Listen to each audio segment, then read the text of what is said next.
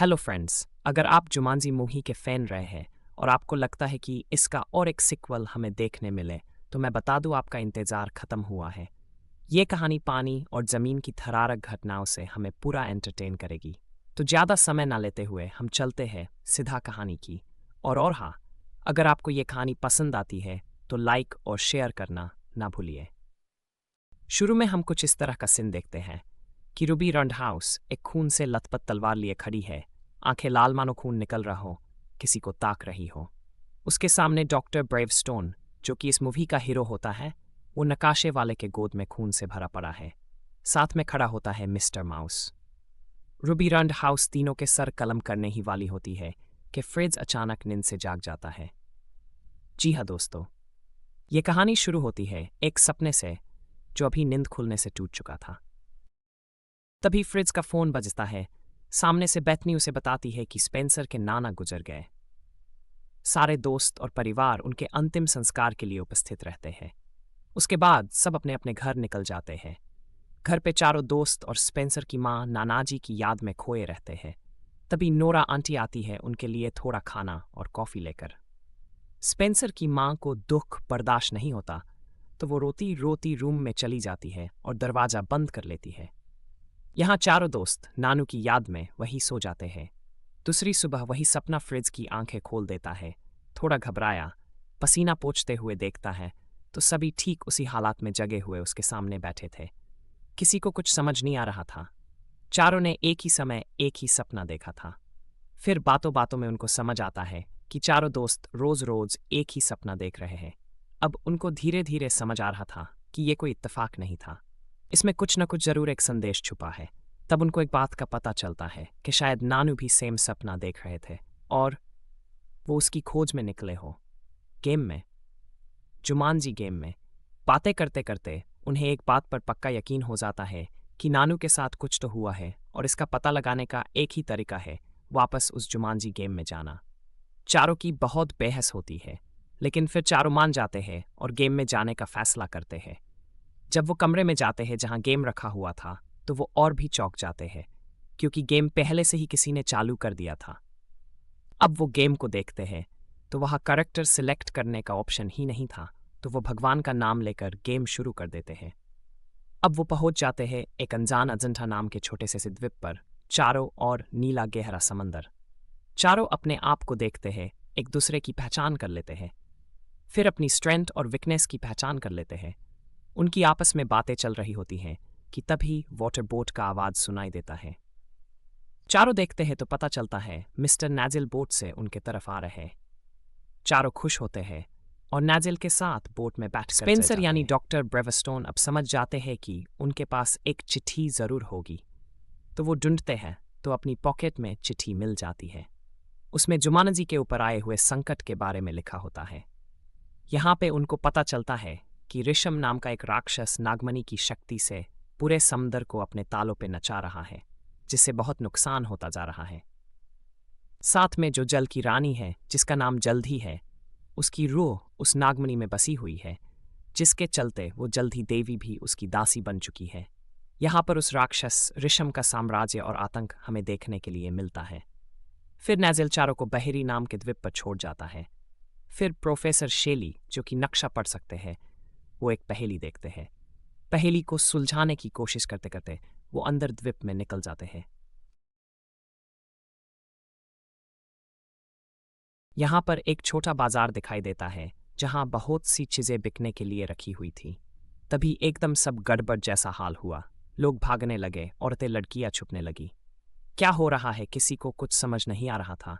ये चारों दोस्त रास्ते के बीचों बीच सब निहारते रह गए थे कि अचानक एक 20-22 साल की हसीना, एक परी जैसी लड़की हीरो और उसके दोस्तों को खिंचकर एक घर में घुस जाती है। यहाँ पर कुछ लोग घोड़े पे बैठकर आते हैं, लोगों का नुकसान करके साथ में लाई एक लड़की को वही बीच सड़क में छोड़कर चले जाते हैं। थोड़ा सवर जाने के बाद फ्रैंकलिन उस लड़की से पूछता है कि तुम कौन हो और हमें ऐसे यहाँ क्यों पकड़ कर ले आई। तभी वो लड़की उनके ऊपर चिल्लाती है, तुम सब लोग पागल यहाँ क्या कर रहे हो। ये सुनकर सभी दंग रह जाते हैं। तभी हीरो बोलता है, नानू आप। सभी लोग चौंक जाते हैं, नानू कैसे। फिर नानू बताते हैं, मैं मिस कियारा, पर तुमको कैसे पता चला मैं यहाँ हूँ। तभी मार्था बोलती है कि चोर कितना भी शातिर क्यों न हो, कोई न कोई सुराग छोड़ ही देता है। फिर नानू यहाँ सब बताते हैं कि कैसे उन्होंने ये नाटक रचा और जुमानजी में आए। फिर सब लोग आपस में गले मिलते हैं और तब नानू बताना शुरू करते हैं समुद्री तानाशाह राक्षस ऋषम के बारे में। तब तक छुपे हुए डरे हुए लोग अब धीरे धीरे बाहर आते नजर आते हैं। अपना नुकसान देखकर रोते बिलगते दिखाई देते हैं। आगे नानू बताते हैं कि हमें जल्दी देवी को छुड़ाना है, नागमणि को हासिल करना है और जो समुद्र का पानी है उसे फिर से ठीक करना है। फिर वो पहेली सुलझाने की कोशिश करते हैं तो उनको पता चलता है कि स्पाइरल नाम की मछली से ही उस राक्षस का अंत हो सकता है। ये मछली समुद्र की गहराई में अकेली रहने वाली मछली है जो सिर्फ स्पिरुलिना नाम का पौधा खाती है, जिससे उसका नाम स्पाइरल हुआ है। ये मछली जब तक राक्षस ऋषम के पेट में नहीं जाएगी तब तक उसकी मौत असंभव है। फिर नानू और दो तीन बातें ऐसी बताते हैं जिससे तो ये काम बिल्कुल भी होगा ही नहीं ऐसा लगता है। अब ये एक बहुत बड़ी चुनौती होती है इनके लिए। फिर भी हीरो इस काम की जोखिम उठाने के लिए तैयार होता है। अब यहाँ ये देखना बहुत ही रोमांचकारी है कि कैसे हीरो अपनी जान पर खेलकर उस मछली को लाता है। इस जोखिम में एक लाइफ लाइन भी उसकी चली जाती है, लेकिन अब उनके पास स्पाइरल फिश है तो वो अब राक्षस ऋषम को मार सकते हैं और ऐसा करके वो अपनी एक लेवल कंप्लीट करते हैं। अब आगे दूसरी लेवल देखते हैं तो उन्हें पता चलता है कि यहाँ और एक द्वीप है जहाँ उनको अभी जाना है, लेकिन वो द्वीप खतरों से खाली नहीं है। वो द्वीप स्वयं राक्षस ऋषम का अहम किला था, जहां उसके सारे काले कारनामे, शराब खाना, बारूद कारखाना और हथियारों का गोडाउन बनाया हुआ था। लगभग 5000 की सेना दिन रात वहां उसकी पहरेदारी कर रही होती है। फिर वो एक नाव में बैठकर 22 मील बामोल द्वीप की ओर रवाना हो जाते हैं। दोस्तों, अब यहाँ पर उस राक्षस ऋषम का बामोल द्वीप दिखाया जाता है, जहाँ बहुत सारे सिपाही, बंदूकें, तोफ, बारूद, उनकी अय्याशी, सब कुछ यहाँ दिखाई देता है। वहाँ उसका सेनापति अजोशी ये सब का रखवाली करता है। वो भी उतना ही क्रूर और निर्दयी होता है। यहाँ नानू यानी मिस कियारा बताते हैं, बामोल द्वीप में जाने का सिर्फ एक ही रास्ता है, जिसे स्वर्ण दरवाजा कहते हैं, और वहाँ पर 100 लोगों की सेना हाथ में बंदूक और तोफों के साथ वहाँ हमेशा तैनात होती है। दूसरी तरफ वो राक्षस स्वेबुल्ट्रा नाम के द्वीप पर हमला कर देता है। यहाँ पर उस राक्षस का आतंक दिखाई देता है। उस द्वीप के राजा को बंदी बनाकर उसके पत्नी को मार देता है। उसी के सामने उसकी बेटी को वश में कर उसके साथ बलात्कार करता है और उसी लड़की को अपने पिता को मारने का आदेश देता है। लड़की वश में थी तो उसने अपने ही पिता को मार दिया। फिर वो राक्षस ऋषम उस लड़की को भी मार देता है। फिर वो अपने बड़े जहाज में बैठकर वही बामोल द्वीप की ओर चल पड़ता है।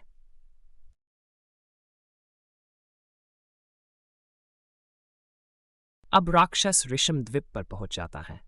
फिर वहां उनका राज दरबार दिखाते हैं। राक्षस ऋषम उसके सेनापति से बात करता है, तैयारी कैसे चल रही है? इस पूर्णिमा की रात को हमें पूरे दुनिया पर कब्जा करना है। तैयारी में कोई कमी नहीं होनी चाहिए। इधर इनकी टीम छोटी नाव में बैठकर बामोल द्वीप तक पहुंच जाती है। फिर वो एक योजना बनाते हैं और हीरो मछुआरे के भेस में अंदर चला जाता है। इधर उधर मछली बेचते बेचते वो उसकी छुपाई हुई जगह, जहां सारा युद्ध का सामान बारूद बनाकर रखा हुआ होता है, वहां पहुंच जाता है।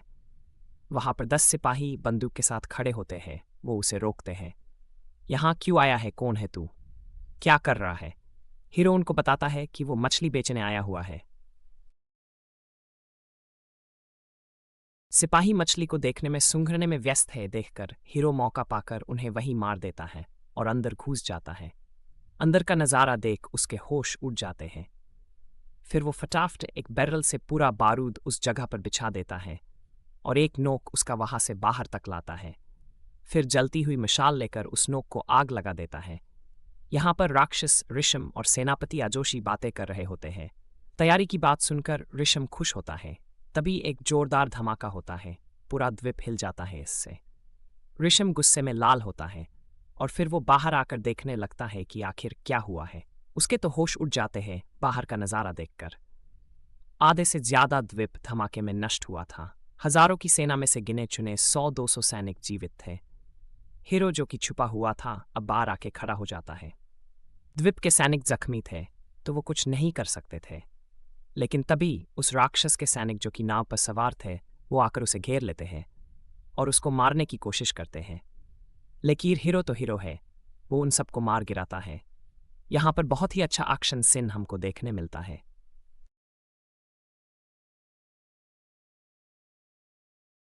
तभी वहां पर सेनापति आजोशी और राक्षस ऋषम भी पहुंच जाते हैं।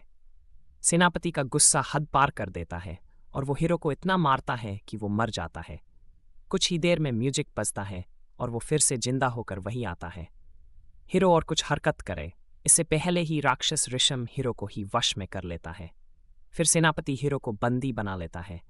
उधर धमाके की आवाज सुनकर सब खुश होते हैं और बोट से निकलकर सीधे अंदर चले आते हैं। अंदर हीरो को घुटने पे बैठा देखकर फ्रिड्स और बेथनी उसके पास चले जाते हैं, मगर हीरो वश में था तो उन्हीं को मार देता है। लेकिन वो फिर जिंदा होते हैं। सेनापति फिर सभी को बंदी बना लेता है। तभी नानू जो कि लड़की के अवतार में है, वो राक्षस ऋषम को मारने की कोशिश करते हैं, मगर वो उसी के जाल में सम्मोहित हो जाती है। फिर उसको किले से बाहर समुद्र में फेंक दिया जाता है और बाकी लोगों को बंदी बनाकर राक्षस ऋषम अपने साथ लेकर जाता है। इधर नानू फिर से जिंदा होकर द्वीप के बाहर अकेले खड़े होकर सब देख रहे होते हैं। फिर अपनी छोटी नाव लेकर राक्षस ऋषम के बोट के पीछे पीछे उनको नजर न आए ऐसे जाते रहते हैं। यहाँ जहाज पर राक्षस ऋषम हीरोइन को भी सम्मोहित करके उसके साथ वक्त बिताता है। ऐसे चलते ही सभी लोग राजमहल तक पहुंच जाते हैं। नानू की छोटी नाव उनके पीछे पीछे पहुंच जाती है। नानू दूर से ही सब देख लेते हैं और फिर दूसरी तरफ से महल के अंदर जाने की कोशिश करते हैं। तभी उनकी मदद के लिए वहां पर उनके पुराने दोस्त मायलो जो कि घोड़ा बने हुए हैं पहुंच जाते हैं। फिर मायलो की मदद से नानू तहखाने तक पहुंच जाते हैं और उनको छुड़ा के दूसरे द्वीप पर ले जाते हैं। इधर अंदर महल में हीरोइन एक सुंदर परी के जैसे ड्रेस पहने मोहित होकर राक्षस ऋषम के कमरे में दिखाई देती है। लेकिन शुरू होने से पहले ही सिपाही राक्षस ऋषम को आकर बताता है कैदी फरार हो गए। तो राक्षस ऋषम उनको खोजने के लिए सेना भेजता है। उधर द्वीप पर नानू की टीम नक्शा देखकर तीसरी लेवल का पता लगाते हैं।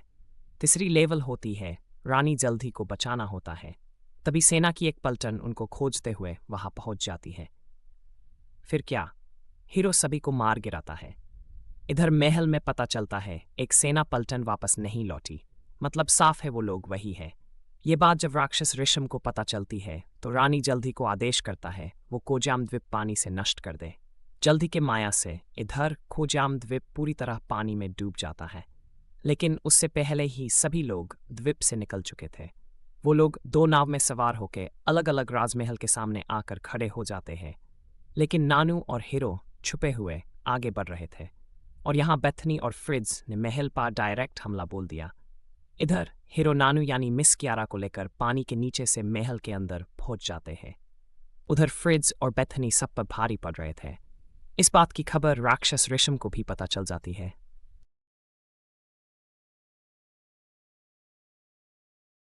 मिस कियारा हीरोइन को सम्मोहन से आजाद कर देती है और हीरो यहाँ बाहर के सैनिकों की वाट लगा रहा होता है।